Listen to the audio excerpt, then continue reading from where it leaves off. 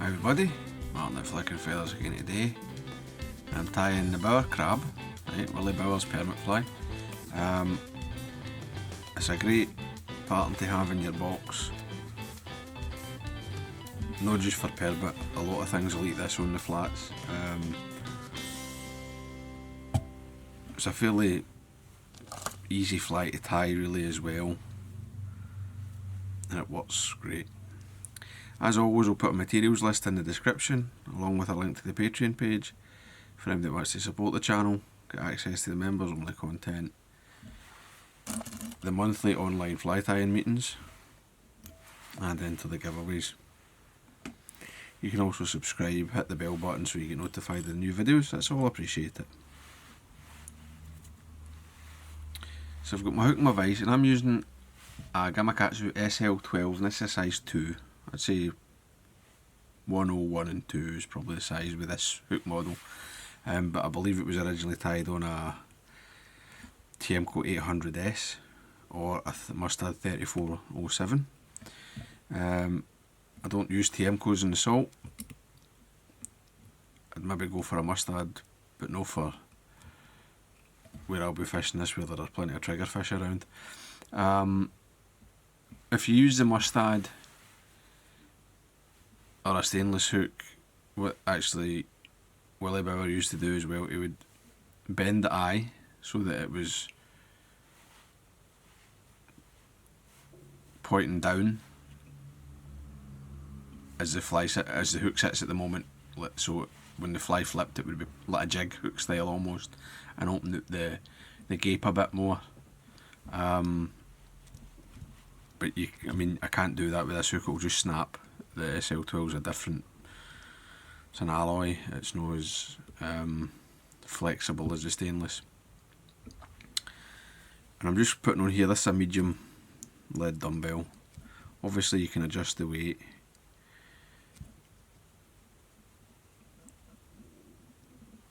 And I'm getting it well attached. And we'll turn that upside down. Now, the body, I'm making it of McFly foam. Right. And basically, I've got quite a few bunches ready. But I've taken a clump. It's about 1 centimetre, maybe a wee bit less, of tan, and that's my main colour. And then I've got some brown, which is the sort of accent of the mottling.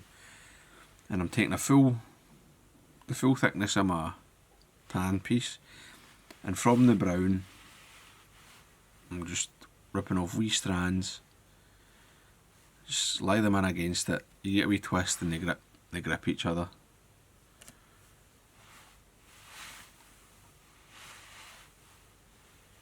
And you can make them different thicknesses, you know, wee thin slivers, thick bits. It'll give you a nice uneven mottling. I mean, what ends up happening, you never get the same, I never end up with two crabs the same, you know. They're all slightly different coloration, but that's fine. So I'm going to come in and I've got 2 of my bunches. Right, when I'm pulling that, I'm stretching that, and I've got, it's about a pencil and a half thick, something like that. I'm going to come in, catch it right at the sort of in line with the hook point with a single figure 8, and I'll lift it there just to, you see, draw the thread wraps together, and I'll tighten up again, lift it, and I'll take a couple of locking wraps. Bring my thread forward a wee bit, grab another 2, get these hard in at the dumbbells, same again, single,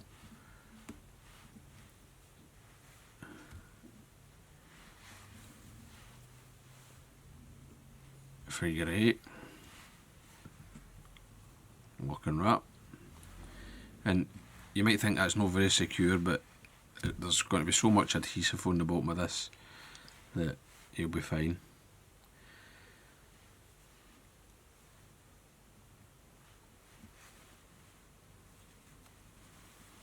Same again, just keep going.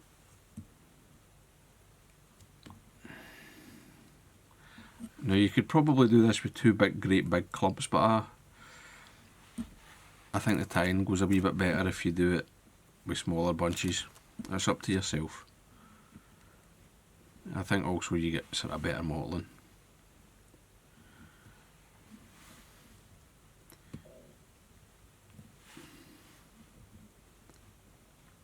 Once you fill the hook, lock everything off.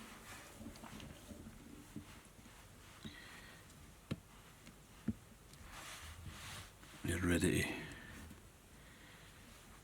whip finish and trim. So first cut, I'm just going to come in about in line with it. The point of the hook with the McFly foam under tension. Normally I would cut it off with the vise. I might need to take it off. But what I'm looking for is a nice wee crab shape. You can make it round, you can make it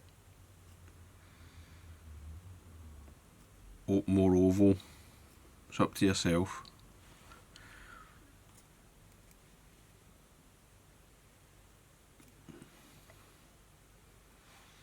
But when you're cutting it, leave it slightly bigger than your final shape.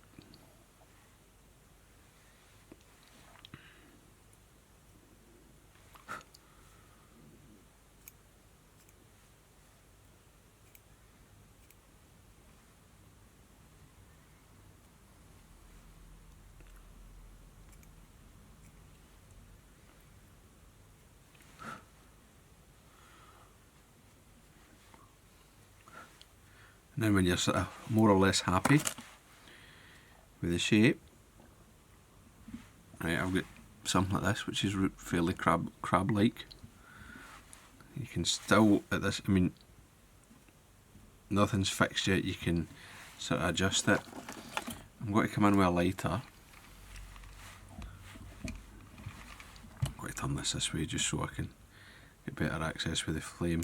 I don't normally do this in the vise, I would say you're better off holding it, but come in and just, you can sort of singe it back.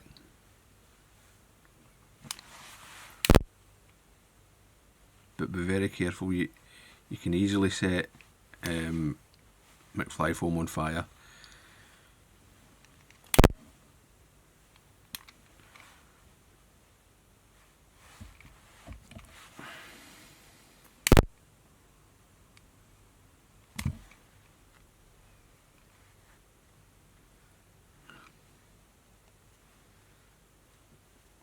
And you'll actually sort of darken the bits as well, add a bit of gradation.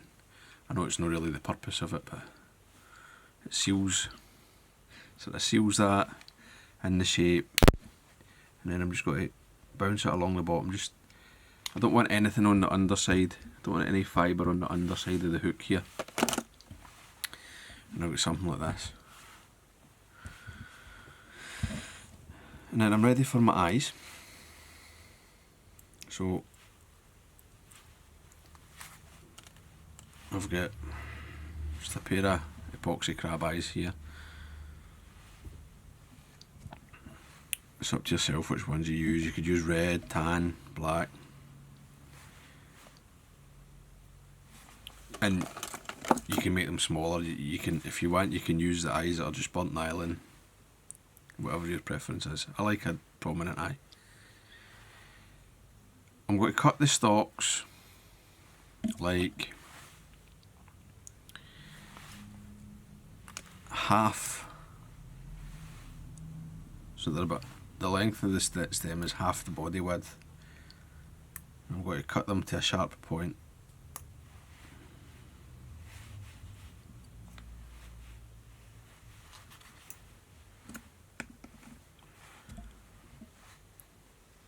and stab it into the McFly foam.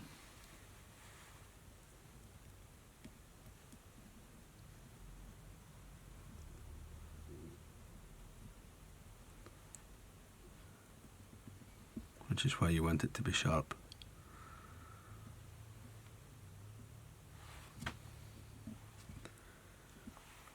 That looks okay there.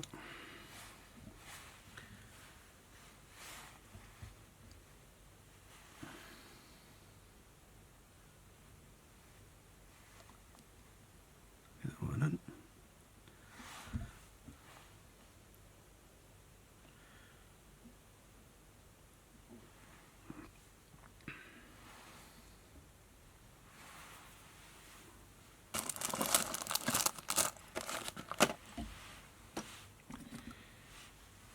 And then, last check. I'm going to seal the bottom with some contact cement.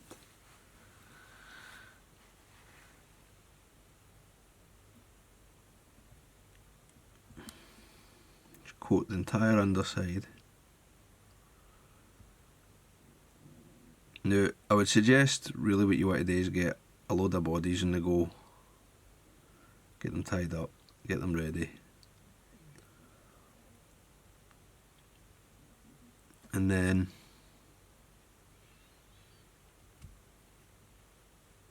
you can come in and do the eyes and the legs and all that after. I think it's much more manageable.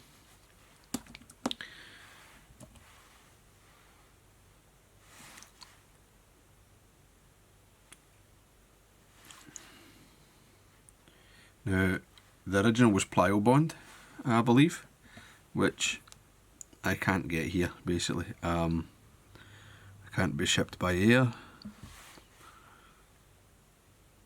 and it's not available in the shops, so the contact cement's fine.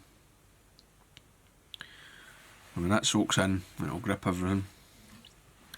Just waiting for it to get a skin, really. I'm going to take my legs, and these are square.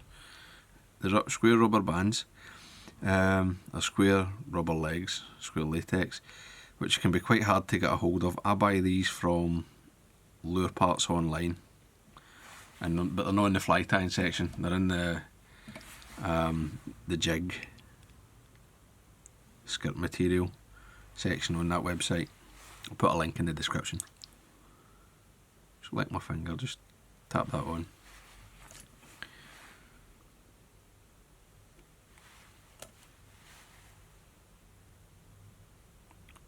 And I just need to put 3 sets, so I've got 2 of these single strands.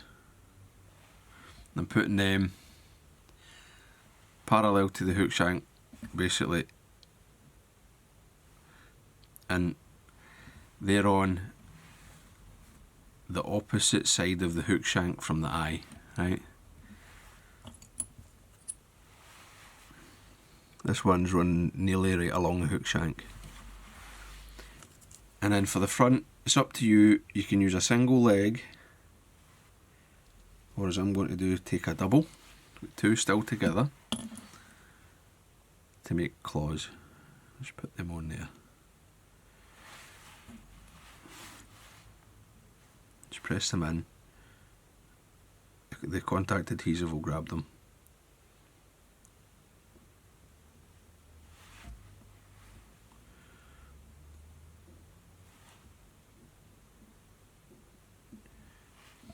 And then basically, you need to set that aside to dry.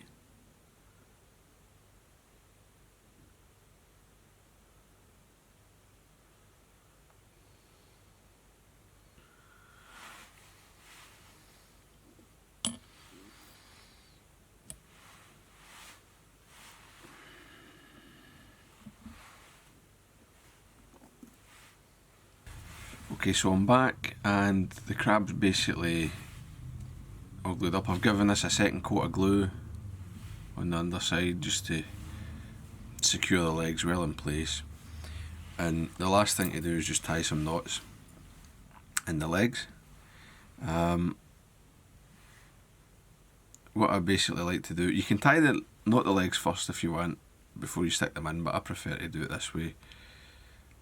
We'll twist it, make a loop,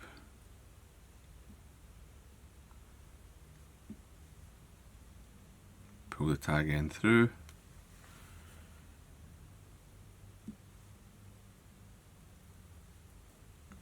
tighten it up, in position.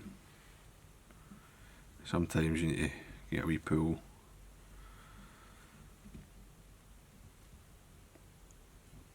Readjustment. And what you can do with the square leg, you can actually let roll the knot to change the direction so that this leg angles back. Now some people like the knots right in close, but I think it looks quite good with the knot a wee bit further away. Entirely up to you. So I'm just going to continue with this.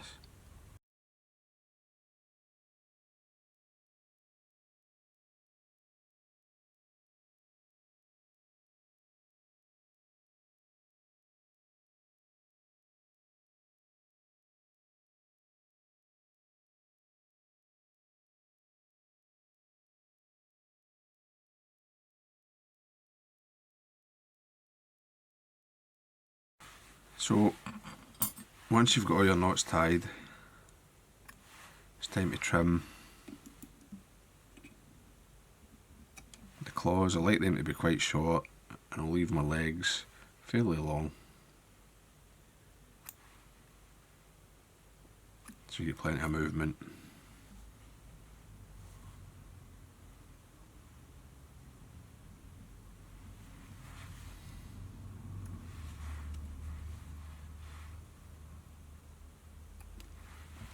If you want, you can come in and touch them with a pen, put a wee barring on it or whatever, an orange tip or a red tip on the claws, just separate them.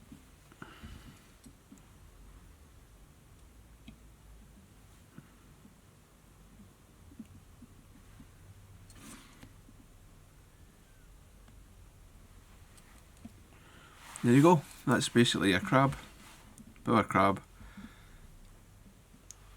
Excellent wee fly, permit, big bones, anything that eats a crab really, like golden trevally and things, we'll have a go at these as well.